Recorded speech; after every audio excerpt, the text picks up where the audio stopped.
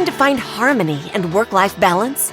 Join Coach AnnaJo as she shares practical strategies, empowering mindsets, and inspiring stories to live the life you want to lead on AnnaJoTalks, Work Life for Badasses. Now, here's your host, Coach AnnaJo.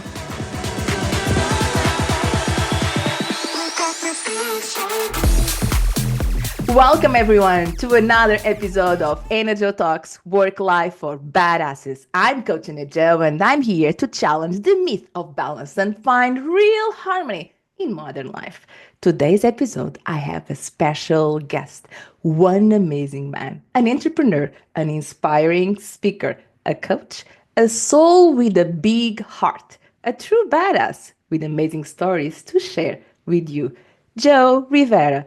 Hi, Joe. How are you? Welcome. I'm doing great, man. Blessed another day. We woke up this morning. Thanks for having me. Yes. Joe, I'm just going to read here your bio so our listeners can learn more about you. And then we kick off this episode with your big stories because I'm looking forward how this episode go. All right? Let's do it. Let's go. So, Joe Rivera has built 3 multi-million-dollar businesses in total after he lost everything to substance abuse after building his first. Joe is a resilience keynote speaker and a resilience coach. Today, Joe travels around the world speaking to business owners, leaders, and entrepreneurs to empower them to live on purpose and close the gap between spirituality and true wealth. Joe is a father of 2. And most recently, Joe is a grandfather of a beautiful baby boy. He's a fan of sports. In football, he's a fan of Eagles. Hello, Joe. Hello. Welcome here again to AnnaJoTalks, Work Life for Badasses. Oh, how are you? Are you ready? Yeah, thank you. Thank you for the introduction. Man, that grandfather thing still sounds weird to me, but it's a blessing. I love it when I saw the pictures. Oh my God, so cute. So cute, so cute. All right. So, Joe, I really appreciate to be here with you today, right? So, and we met like over 1 year ago, right? So, NSA, New York City. So, it's the National Speakers Associations in New York City. So, and the first time we met, I entered this. It was on the stage. It was in this auditorium, right? So, I saw you speaking, all right, and you were telling your story, and I was like, wow. I sat down because I was a bit late. And I was blown away, like, with this person talking in the stage, seriously. And I remember, like, meeting you and saying, like, oh my God, this guy is a badass here. But, like, I would love to hear from you and sharing with our listeners your story. Would you do that? Absolutely. First, I just want to say that your energy is what got me, and I was like, man, this woman's a badass too. I knew right off the bat. So I got to Thank share you. that with everybody. Yeah, I mean, so for me, I went from Park Avenue to Park Bench. I lost everything, and I even almost lost my life. I had my dream job in the financial industry as a stockbroker. In the early 2000s, I'm 25 years old, making 7 figures a year. I should feel like I'm on top of the world at this point, but 7 figures a year? Nah, that ain't good enough. Because I live in a world with a belief system of never enough. I want more. I want 8 figures or 9 figures. And at this point in my life, being spiritually bankrupt, money's the only higher power that I know. Mm. I'm willing to do whatever it takes to make more money. I'm putting in late nights at the office one evening, and this dude, we called him Johnny Connect. We called him that because he had the connections to get his hands on anything you could imagine. Keep in mind, we're in New York.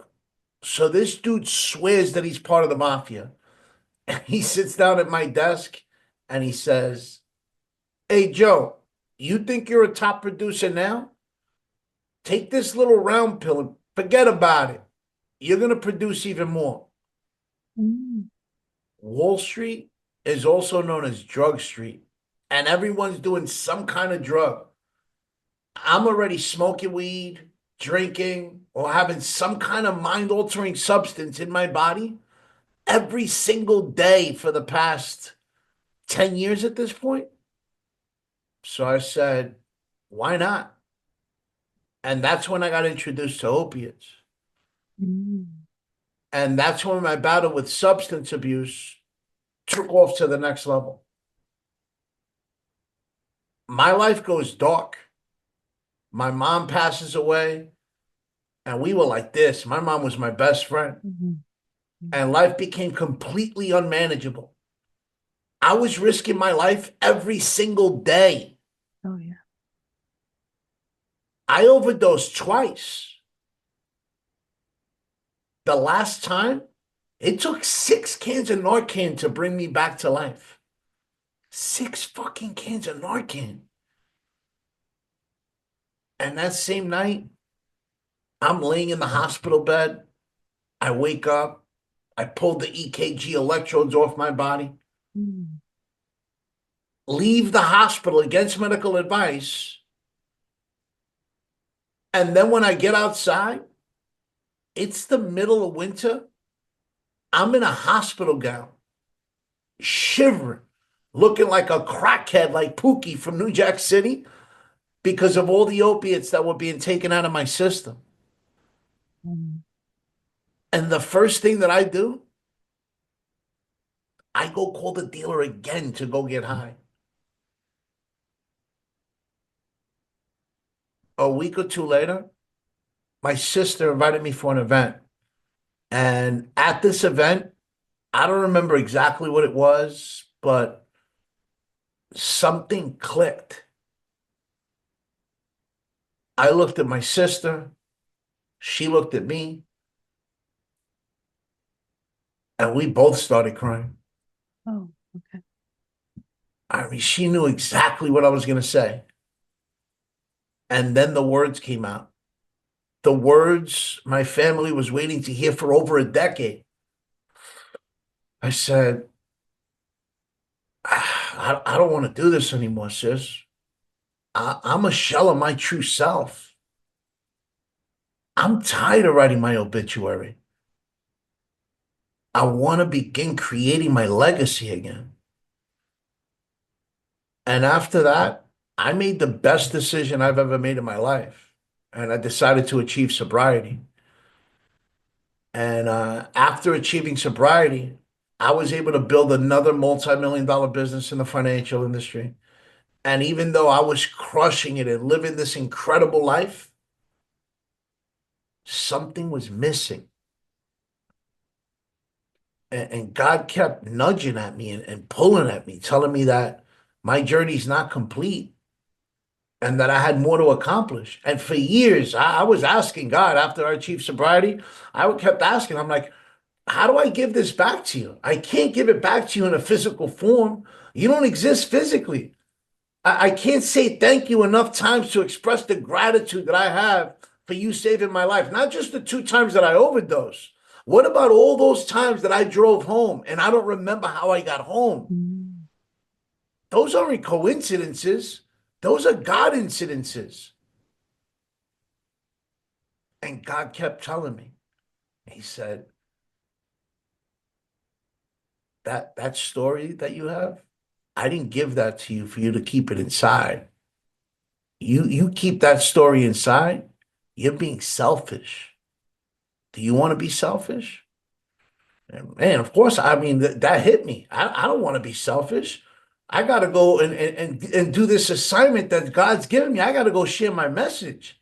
I got to go share my story. He's like, that story that you have, go share it. And that's going to impact people out there. That's how you give it back to me. And I said, enough's enough, man. That's when I decided to build my coaching and speaking platform. And man, there's no drug, no alcohol will ever give me that euphoric feeling that I get when I'm able to empower someone to transform their life. That's the gift that keeps on giving for me. And my mission is to empower business owners and entrepreneurs around the world to overcome what they believe are their limitations so that they can live in purpose and close that gap between spirituality and true wealth. Wow. That's, I heard that story. I'm listening now, and I bet our listeners are pausing right now. If they are, they're pulling over if they are in the car because this is what an inspiring story. And I'm curious about Joe. So you said that there is two moments in your life that were crucial, right? So you only look at your sister, and there was something that you made a decision, right? So sobriety is my decision. And but from that moment, that insight, that crying with your sister, from the action. So what? Tell us, like, what was the strategy to make it happen? Like, to really, like, this is it. Well, the strategy was realizing that I had to remove my ego and ask Mm, for help, right? Because for so many years, I tried to do this sobriety thing on my own, and for so many years, I failed. mm, So realizing that I wasn't gonna do it on my own was a big piece of the strategy. That was the first step, asking for that help and saying, you know what, I want to go somewhere and get the help that I need to be able to move forward and change this narrative. oh, okay. All right. And did you know where to go for help? How did you do that? Because that's No, another step. Like, okay, I need for help, but then finding the help that really worked for you, it's another step that sometimes holds us back, right? yeah, no, of course. No, at first, I mean, I kept looking, I was doing some research online, trying to find some Mm, places. I had found this one bed in one rehab, and it was a place upstate, and they had a bed for me. I was supposed to go 2 days later, and I started doing a little more research. And this is how crazy the mind is, right? My yeah, mind yeah, yeah, was like, stay getting high. It felt me going out of my comfort zone. My paradigm wants to bring me back. yeah, yeah, So I found out that someone there at the rehab overdosed and died. And I said, I'm not going to go to that place. Nah, so, like if it's really the first person out of rehab to ever overdose, absolutely not. It happens all the time, right? But yeah, I was in my mind telling myself, oh, I'm not ready to go. It's not ready. It's not time. But man, sometimes you know what? We have plans and God laughs at them, right? Because my plan was to get high the rest of my life. My plan was to move away from going to that rehab after I made that decision. But by the grace of God, I was able to make it to another place that ended up upstate also. But it ended up saving my life. And there was just, man, what I learned over there was a lifetime of yeah. experience that I learned in all the 35 years that I was out there drugging and drinking. Wow. So then, like like you sober and you come back and you kept like that, right? So you were able then to restart your life. But then you said that you didn't restart. So you came back working on the same environment, right? Yeah, no, I came back. First, I came back and I worked on myself for the Ah, okay. Okay. So you had that time. Okay. There's okay. Mm-hmm. yeah. I took time to because I learned that putting the drugs down, that was the easy part. Okay. I had to really peel the onion back and take stock of who I was. I had to do Okay. that moral inventory on myself Wow. Okay. and learn how to love myself again. Learn how to put myself first because in order to be selfless, you got to be selfish first. Yes. Yes. So I had to learn to really I had to reinvent myself as a human, as this spiritual being living this human experience. I had to learn how to live life without drugs and alcohol because I lived for so long with Yeah. drugs Yeah. and Yeah. alcohol, you Yeah. know? So for that first year, it was really about no relationships, no job, not really work, just working like a 9 to 5, just putting the business to the side. And then after the first year, when I felt comfortable in my own skin and with who I was and what I built, then I got out there, started reaching out to the contacts that I had in the financial industry, and I built another business in private equity. And I steered away, but there was always that calling was there. I knew something was there. But I built that up, and then that's when I had, those numerous conversations with God. Like, I mean, the amount of gratitude I had, and my prayer meditation went from 1 to 3 minutes a day to 45 minutes a day to now I'm in like complete dialogue with him every single day, all day.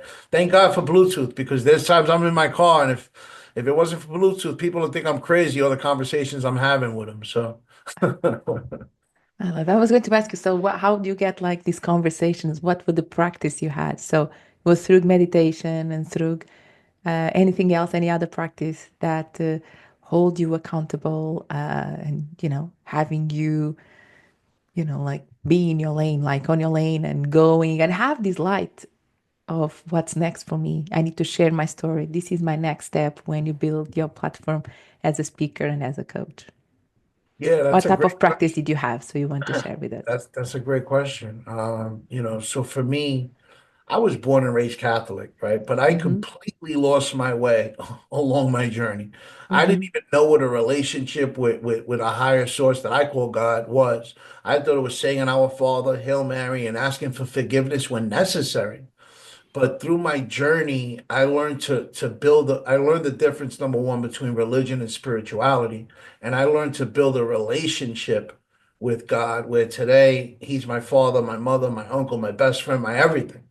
And realizing that there was a power greater than myself that was going to help me unlock my fullest potential was key to my journey, right? And I call it God. Someone else might call it the universe, the infinite intelligence, whatever you believe.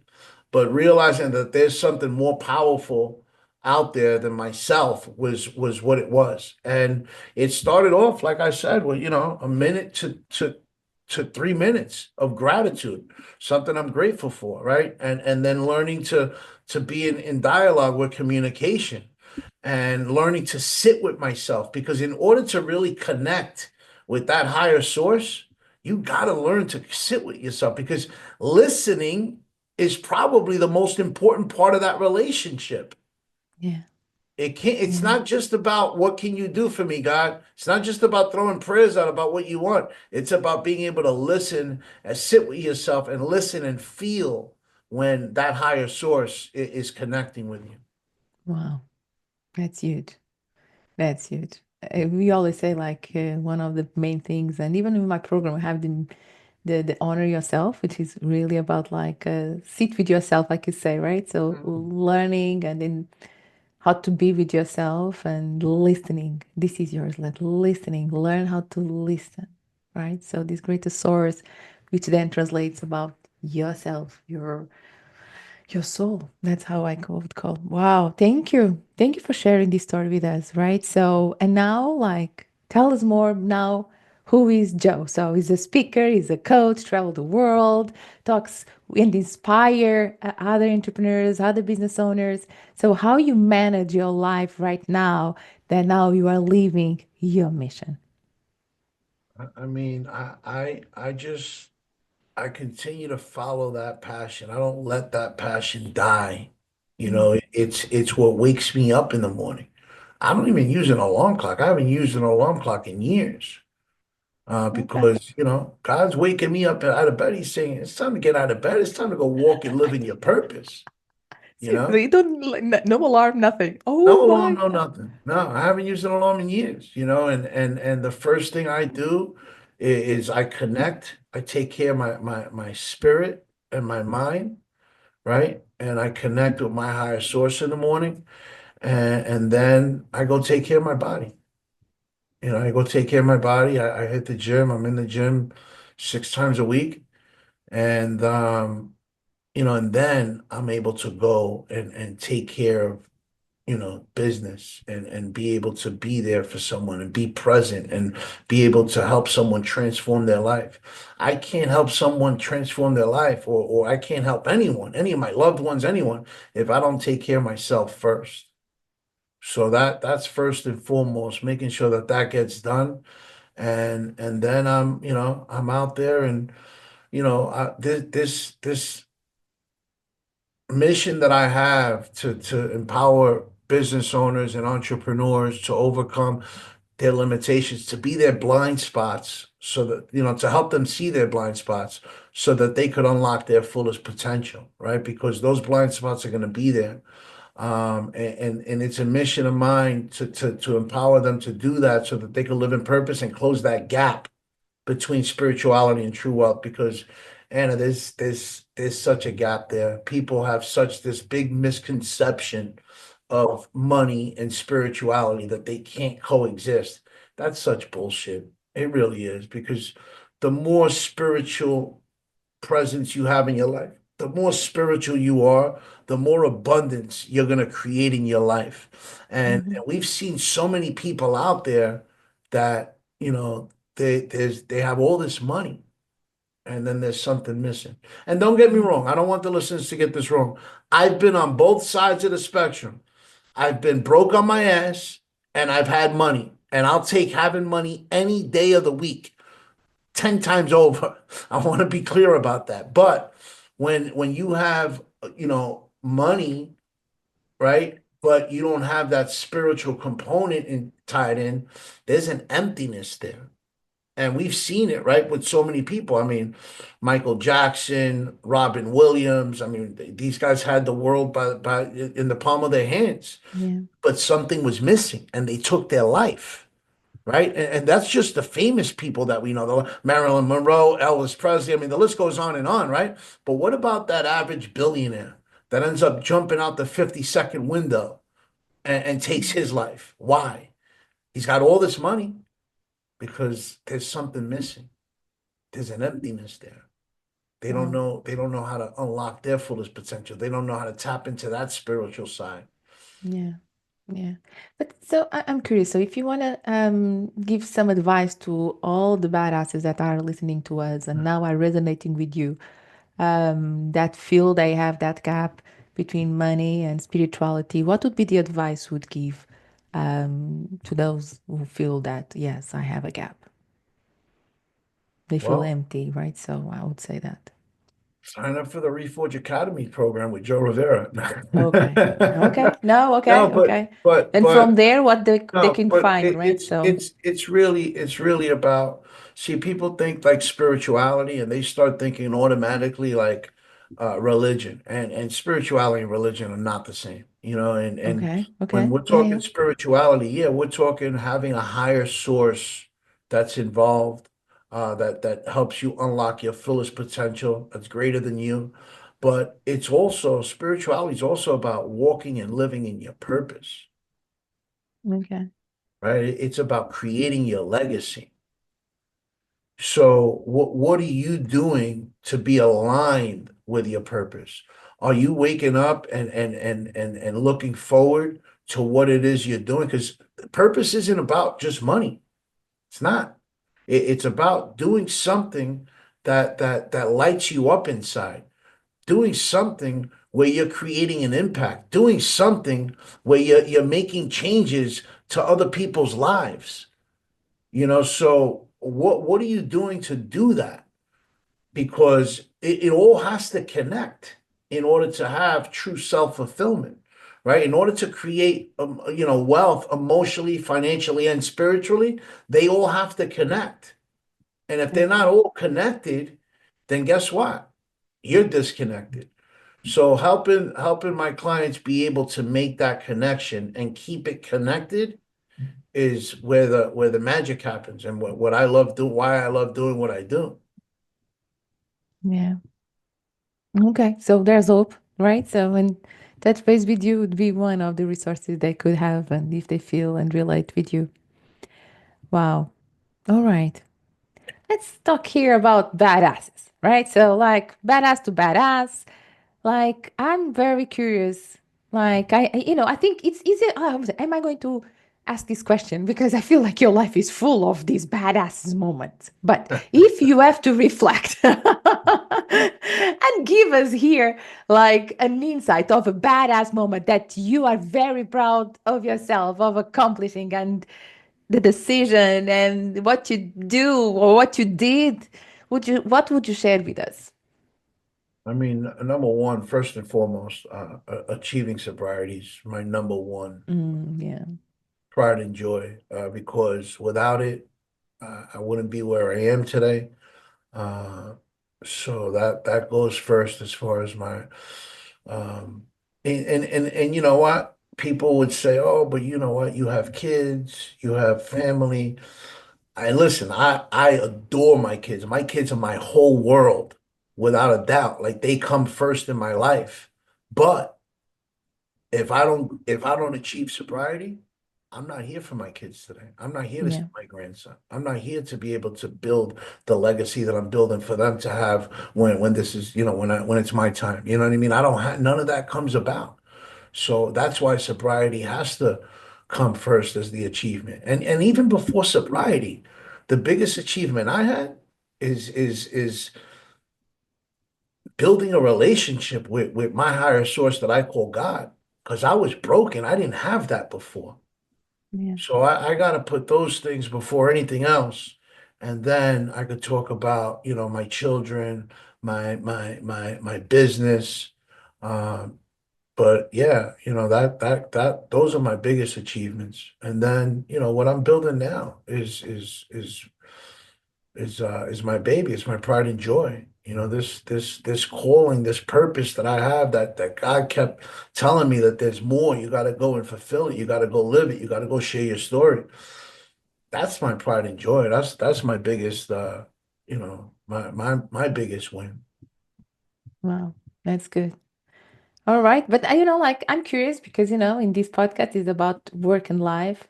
And I'm curious about like because you have so much in your plate. If you listen to you, right? So you have so much in your plate to regard. You have a family, you said just right now. You have a grandchild. You are traveling the world, doing your keynotes, and you have like your business. So tell us like what strategies and how can you approach like balancing your professional and personal life? I mean, first off, you gotta get yourself organized, calendar, Mm, make sure that you and the biggest thing I think that I've learned through my journey and building my businesses, don't be afraid to ask for help. mhm. Don't be afraid to ask for help. Remove that ego. Remove the ego of thinking that you have to do everything on your own, and go out there, get yourself a VA, get yourself a team, whatever it is, however you're going to do it, that you're going to be able to delegate the responsibilities that you don't want to deal with, because guess what? I got a surprise for everybody listening. You're not great at everything. We all have weaknesses. We all have things that we're not great at. So what do you do with those things you're not great at? Pass off Yeah, the responsibility. Let somebody else handle it. That's an expert at that. You don't have yeah, to be an expert at everything. Be an expert at what your calling is. Be an expert at what you're meant to do, at what you do best. That's what you take in and you bring in and you make sure that you bring to the table. And as far as, balancing it with family, man, make sure you're putting that time to be with the family, not to go home and be on your cell phone while you're spending quality time with your kids, because that's not quality time. You're not being present. There's nothing you're better off just staying at the office. So I think really learning to when you're home, you're present with your home life, and when you're at work, you're present with your work life.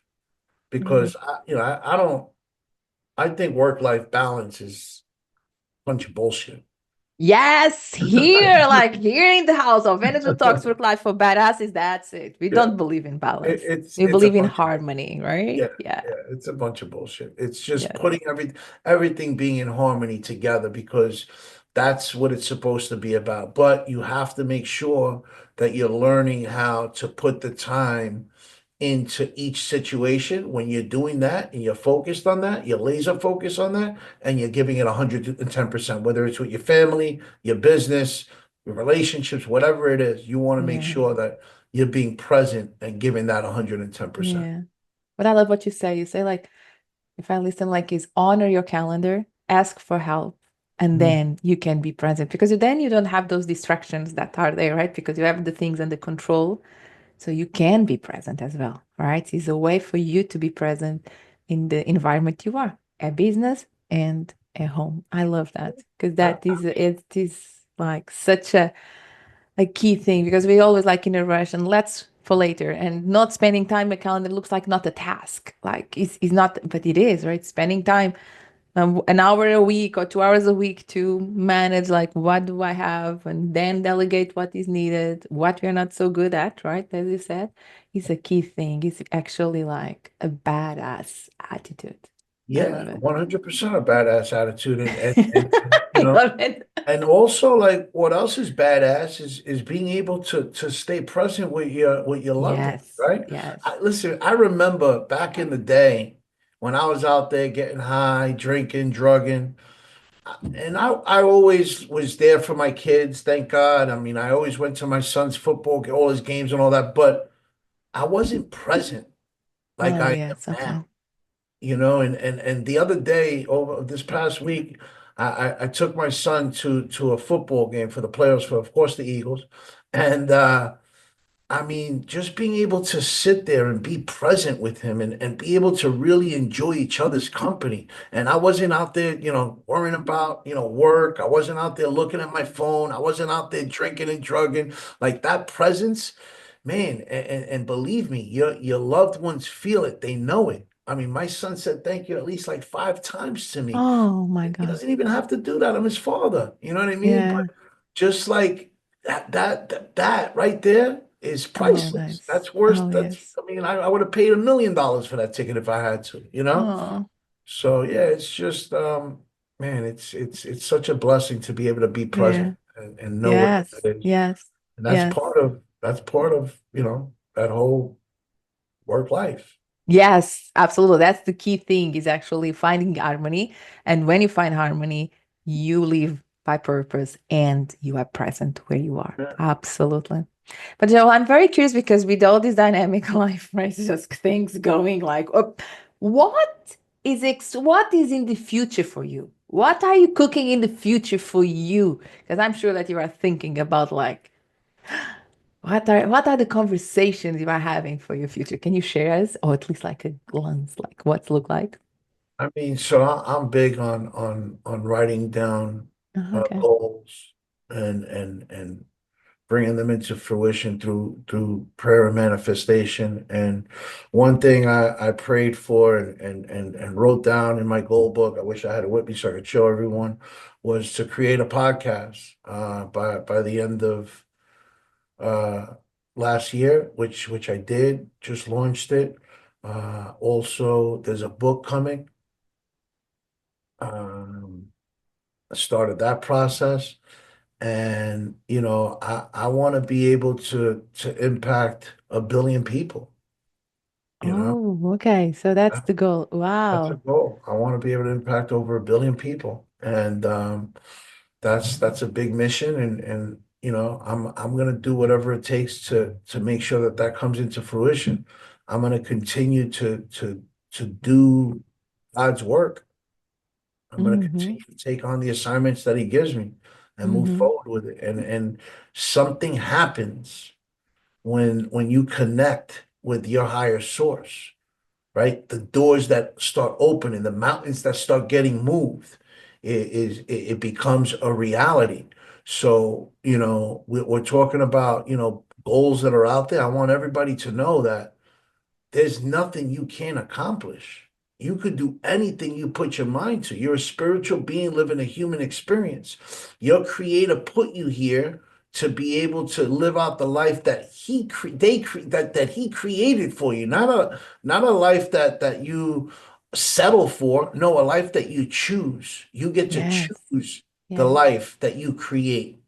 And you could create a life beyond your wildest dreams if you really put the work in.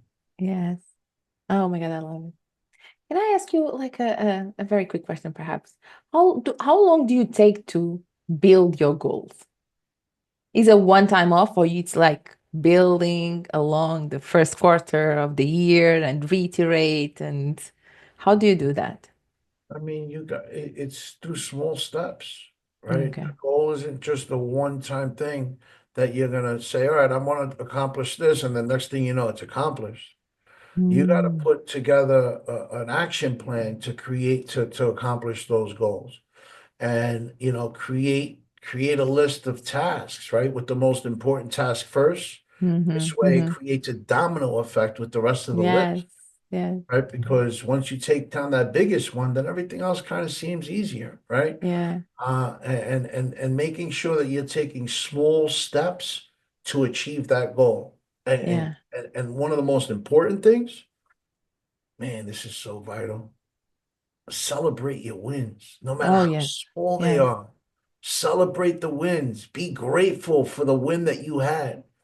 I yes, think is so important to these goals, because man, this line to success, this your destiny being all the way on that other side, and then your beginning side being here. The magic is what happens in between. Because you know what? That line to success, it's not going to be a straight line to success. Shit's gonna get fucked up, right? You're gonna have bumps in the road, right? But learning how to navigate through those bumps in the road, that's where it's at. That's how you grow. That's where the growth is. That's where the magic is. yeah. That resilience, absolutely. Yeah. Absolutely. But like I was asking because I'm on the goal setting, and I am on goal setting since um I don't know, like November. I'm already like, what's next for next year? And I'm still like working on that. And I think you mentioned well in terms of comes with the big bold right goals and but then like actually to make it happen and work on the priorities and do the action plan that you say, like the tasks to make it real. It takes time, right? So and it Yeah. takes some iteration. And some of the things we know how to do it. Some of the things we don't know, but it's not because we don't know that we don't go after.